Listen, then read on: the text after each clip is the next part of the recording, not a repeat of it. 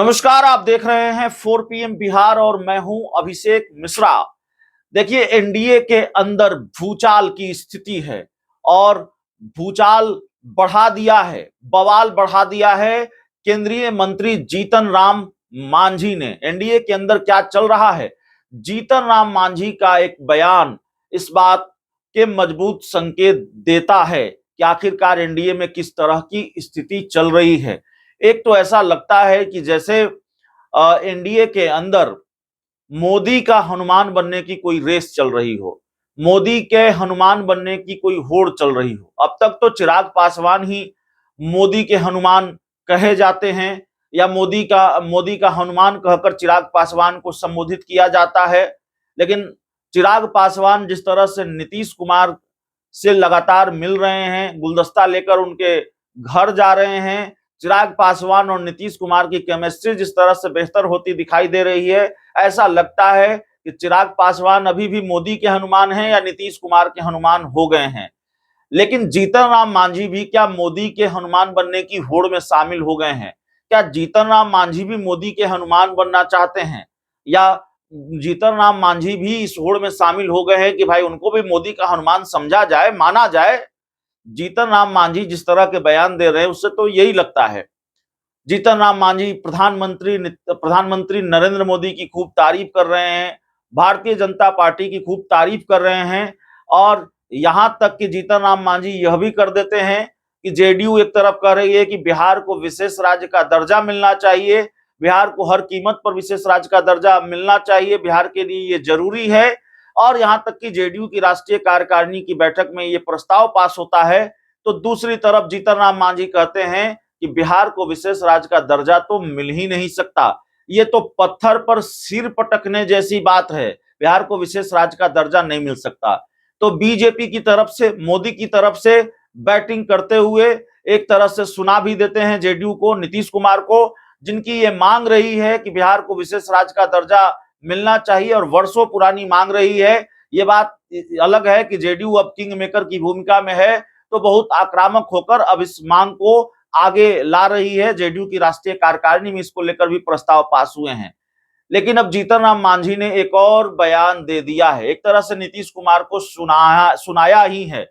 और जीतन राम मांझी के बयान का लब्बो-लुआब यही है कि नीतीश कुमार ने एक तरह से उनको राजनीतिक रूप से निपटाने की कोशिश की, नीतीश कुमार ने उनको एक तरह से राजनीतिक रूप से किनारे लगाने की कोशिश की, और मोदी ने, बीजेपी ने उनको सब कुछ दे दिया। जीतन राम मांझी ने आज जो कुछ कहा है उसका लब्बो-लुआब तो यही है। दरअसल केंद्रीय मंत्री बनने के बाद पार्टी के कार्यकर्ताओं की तरफ से, हिंदुस्तानी आवाम मोर्चा के नेताओं और कार्यकर्ताओं की तरफ से जीतन राम मांझी का अभिनंदन समारोह रखा गया था। बातें तो बहुत सारी की जीतन राम मांझी ने, लेकिन जीतन राम मांझी की आदत है, जो नहीं बोलना होता है वो भी बोल देते हैं। दूसरे नेता जो नहीं कर पाते वो भी जीतन राम मांझी कर देते हैं, साफ गोई से अपनी बात वो रख देते हैं। तो ये साफगोई उनके व्यवहार की सबसे अच्छी आदत आप कह सकते हैं। साफगोई तो अच्छी आदत ही है, लेकिन इसकी वजह से उनको नुकसान भी उठाना पड़ता है। उनके बयानों पर इसलिए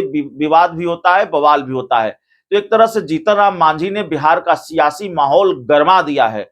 उन्होंने कहा है कि नीतीश कुमार ने मुझे तो बुलाकर ये ऑफर दिया, पार्टी का विलय कीजिए, नहीं तो गठबंधन से अलग हो जाइए। इस तरह की बात जीतन राम मांझी पहले भी करते रहे हैं।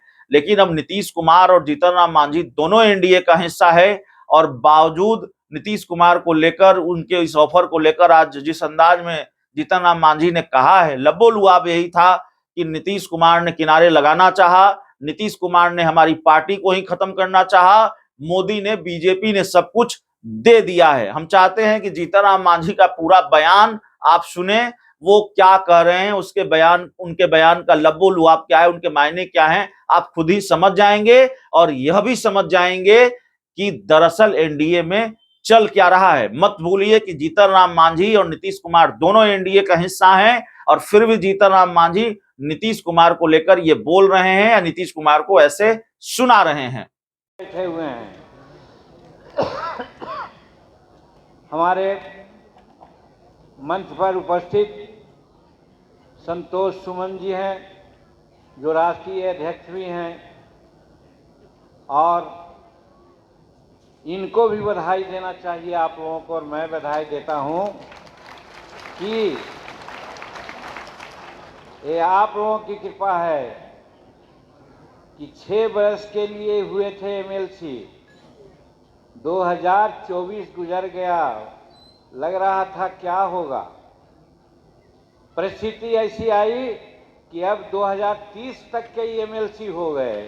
इसलिए आप लोगों को बधाई देना चाहिए, और बधाई देना चाहिए कि माननीय नीतीश कुमार ने कहा था कि मांझी जी आप अपने पार्टी को मेरे पार्टी में मर्ज कर जाइए, मिला दीजिए। हम बुलाए, सब लोगों की राय लिया, कोई नहीं कहा कि नहीं ऐसा नहीं होना चाहिए। तब नीतीश कुमार जी ने कहा कि तब ठीक है, आप बाहर चल जाइए हमारे गठबंधन से। तब हम गठबंधन से बाहर आ गए, एनडीए के साथ हैं, और धन्यवाद देते हैं हम नरेंद्र मोदी जी को और एनडीए के भाइयों को कि 6 बरस के लिए एमएलसी तो संतोष बना ही, एक विभाग का मालिक था और छोड़ा था, आज 3 विभाग का मालिक बन के बैठा हुआ है। इसलिए हम इसको भी बधाई देते हैं। और यहाँ पर अनिल बाबू तो जो अध्यक्षता कर रहे हैं, श्रीमती ज्योति देवी जी हैं,